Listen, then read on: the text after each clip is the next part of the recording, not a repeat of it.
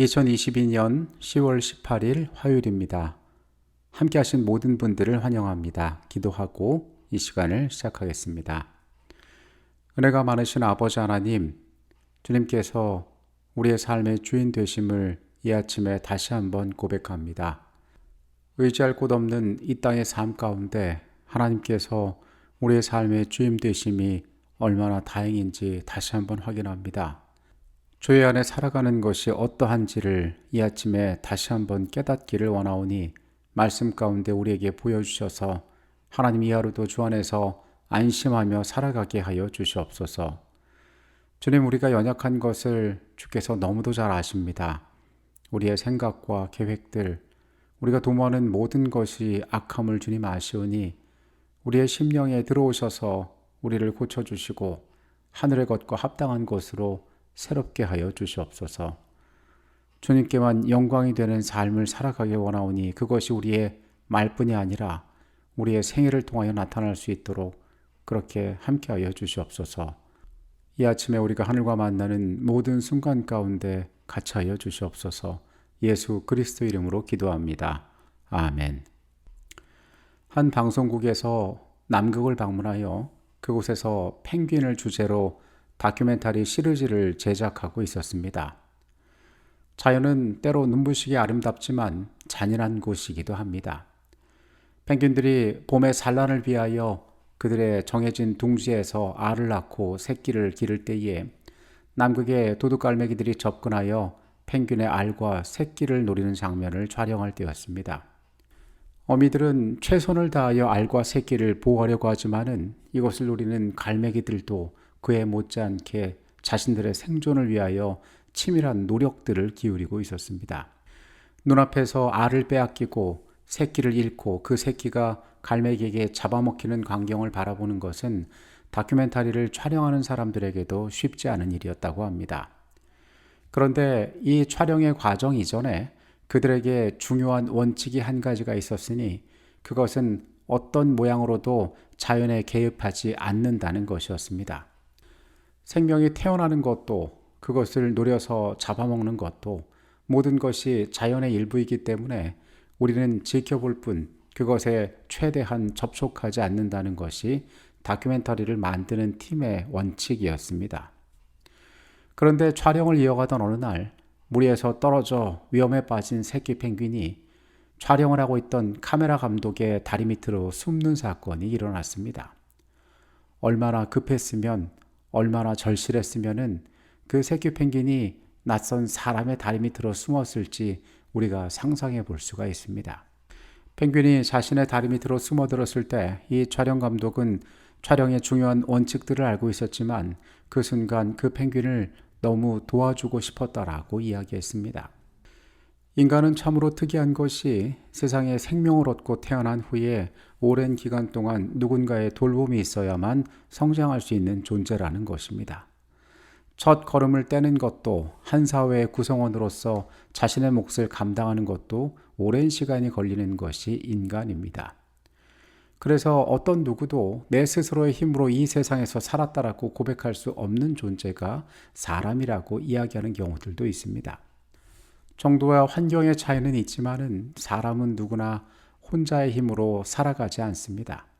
그런데 거기에 또 중요한 것 한 가지는 이러한 도움들이 모두에게 영원하지는 않다는 것입니다. 심지어 아주 가까운 사람이나 가족이라 할지라도 그들이 도와줄 수 있는 한계가 존재한다는 것은 분명한 것입니다. 그래서 이 땅의 모든 사람들은 공포를 갖고 살아갑니다. 내가 내 힘으로 해결할 수 없는 것들, 그것들을 누군가가 나를 도와줄 수 없다면 그때 나는 어떻게 될 것인가? 이러한 불안은 창세 이후 불완전한 세상에 살아가던 모든 인류에게 늘 있어 왔습니다. 오늘의 주제는 땅의 깊은 곳에서입니다. 시편 71편의 말씀입니다.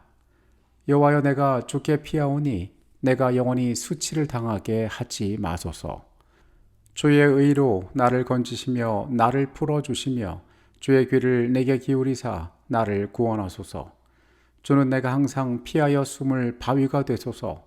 주께서 나를 구원하라 명령하셨으니 이는 주께서 나의 반석이시요 나의 요새이심이니이다. 나의 하나님이여 나를 악인의 손 곧 불의한 자와 흉악한 자의 장중에서 피하게 하소서. 주 여호와여 주는 나의 소망이시요 내가 어릴 때부터 신뢰한 이시라. 내가 모태에서부터 주를 의지하였으며 나의 어머니의 배에서부터 주께서 나를 택하셨사오니 나는 항상 주를 찬송하리이다. 나는 무리에게 이상한 징조같이 되었사오나 주는 나의 견고한 피난처시오니 주를 찬송함과 주께 영광 돌림이 종일토록 내 입에 가득하리이다. 늙을 때에 나를 버리지 마시며 내 힘이 쇠약할 때에 나를 떠나지 마소서. 내 원수들이 내게 대하여 말하며 내 영혼을 엿보는 자들이 서로 꾀하여 이르기를 하나님이 그를 버리셨은즉 따라 잡으라 건질 자가 없도다 하오니 하나님이여 나를 멀리하지 마소서. 나의 하나님이여 속히 나를 도우소서. 내 영혼을 대적하는 자들이 수치와 멸망을 당하게 하시며 나를 모해하려 하는 자들에게는 욕과 수욕이 덮이게 하소서. 나는 항상 소망을 품고 주를 더욱더욱 찬송하리이다. 내가 측량할 수 없는 주의 공의와 구원을 내 입으로 종일 전하리이다. 내가 주 여호와의 능하신 행적을 가지고 오겠사오며 주의 공의만 전하겠나이다. 하나님이여 나를 어려서부터 교훈하셨으므로 내가 지금까지 주의 기이한 일들을 전하였나이다. 하나님이여 내가 늙어 백발이 될 때에도 나를 버리지 마시며 내가 주의 힘을 후대에 전하고 주의 능력을 장래의 모든 사람에게 전하기까지 나를 버리지 마소서. 하나님이여 주의 의가 또한 지극히 높으시니이다.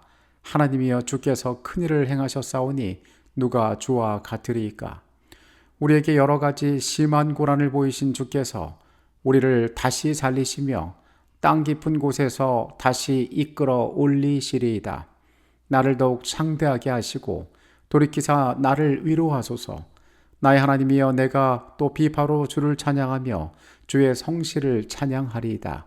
이스라엘의 거룩하신 주여 내가 수금으로 주를 찬양하리이다. 내가 주를 찬양할 때에 나의 입술이 기뻐 외치며 주께서 속량하신 내 영혼이 즐거워하리이다. 나의 혀도 종일토록 주의 의를 작은 소리로 읊조리오니 나를 모해하려 하던 자들이 수치와 무한을 당함이니이다. 시편 71편의 저자인 다윗은 하나님 앞에 자신을 땅 깊은 곳에서 다시 이끌어 달라라고 이야기를 합니다. 20절에 등장하는 이 시인의 표현은 우리가 이 생에서 만나는 삶에 대한 도움을 부탁하는 것보다 훨씬 더 깊은 의미를 담고 있습니다. 우리는 어제 시편 49편에서 자신들의 재물을 신뢰하는 어리석은 자들의 잘못된 확신과 달리 부활에 소망을 둔 지혜로운 자들의 감동적인 믿음의 표현들에 대하여 살펴보았습니다. 이 땅의 것이 모든 것이 아니라 영원한 세계에 주어진 약속을 바라보고 사는 것이 어떻게 지혜로운 삶인지에 대하여 우리가 보았습니다.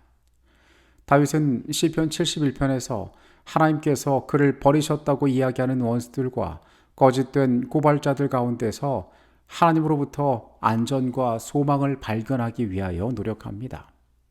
다윗은 그가 당하는 시련 가운데 과거에 하나님께서 그 자신을 어떻게 보살피셨는지를 기억함으로 위로와 확신을 발견하고 있습니다. 먼저 그는 자신이 태어날 때부터 하나님께서 그를 택하셨으며 어머니의 배에서 세상으로 생명으로 나도록 인도하셨음을 깨닫는다라고 고백합니다. 그리고 어려서부터 하나님께서 자신의 성장하는 모든 과정 가운데 그를 교훈하셨음을 고백하고 있습니다. 그는 하나님께서 자신의 반석이 되심을 그리고 위험으로부터 보호하는 요새가 되심을 확신하며 그 하나님께 구합니다.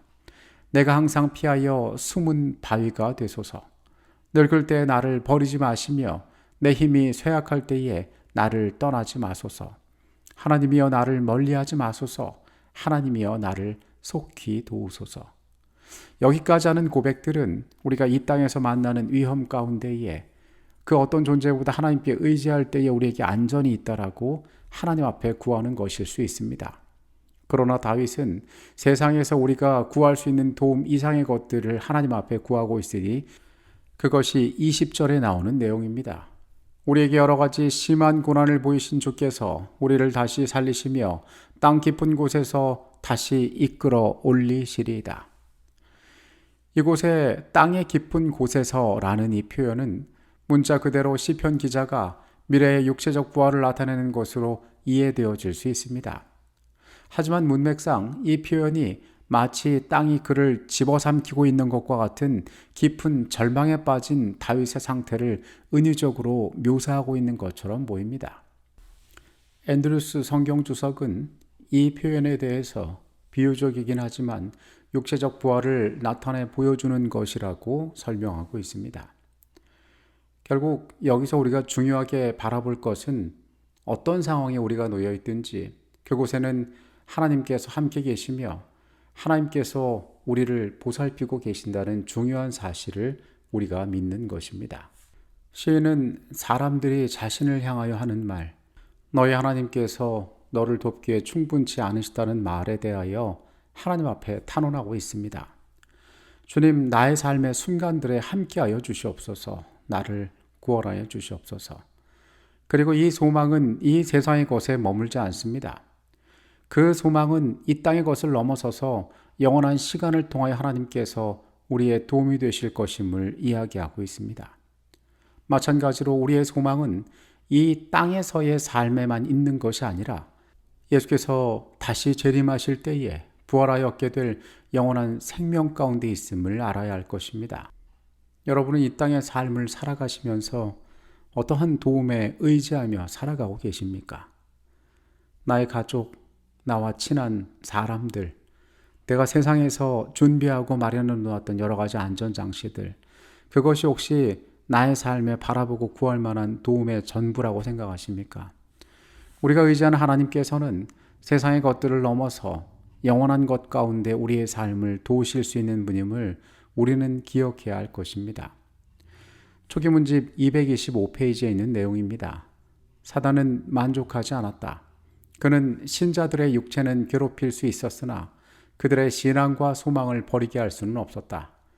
죽임을 당하면서도 그들은 의인들이 부활할 때에 얻게 될 영생의 밝은 소망으로 기뻐했다.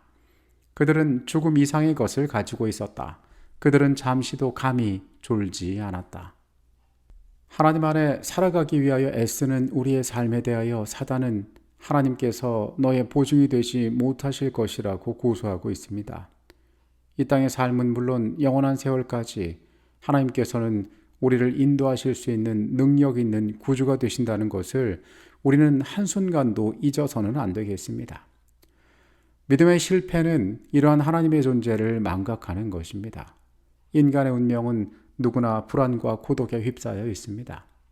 이 땅에서 우리는 수없이 실패한 경험을 가지고 있기 때문에 누군가를 의지하다가 실망한 경험을 가지고 있기 때문에 섣불리 마음을 열거나 상대를 완전히 신뢰하기 어렵습니다.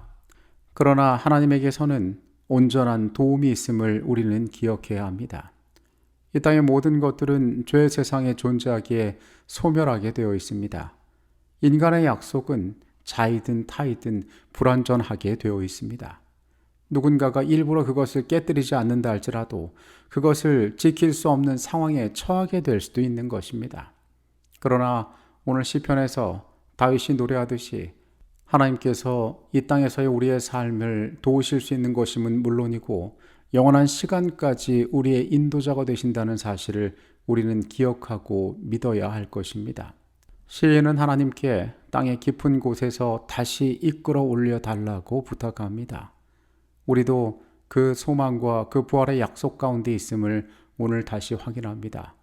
그 하나님께서 그러한 일들을 통하여 우리의 삶을 새롭게 하는 소망을 선물하셨음을 기억하게 되시기를 바라겠습니다. 기도하시겠습니다. 주님, 이 땅에 우리가 의지하고 또 우리가 기대하는 존재들이 있습니다. 그러나 우리는 알고 있습니다. 그것이 영원하지 않음을 우리는 너무도 잘 알고 있습니다. 우리의 마음 근원 가운데 숨겨진 이 염려와 이 두려움들, 죽음을 향하여 가고 있는 공포에 휩싸인 우리의 초라한 인생을 주님 돌아보아 주시옵소서. 주님께 우리의 모든 것을 맡기기를 원합니다. 주의 도우심을 우리가 구합니다. 이 생에서뿐만 아니라 영원한 시간까지 책임져 주시고 안내하실 하나님의 소망 있는 약속을 우리가 붙잡게 하여 주시옵소서. 거룩하신 예수 그리스도 이름으로 기도합니다. 아멘.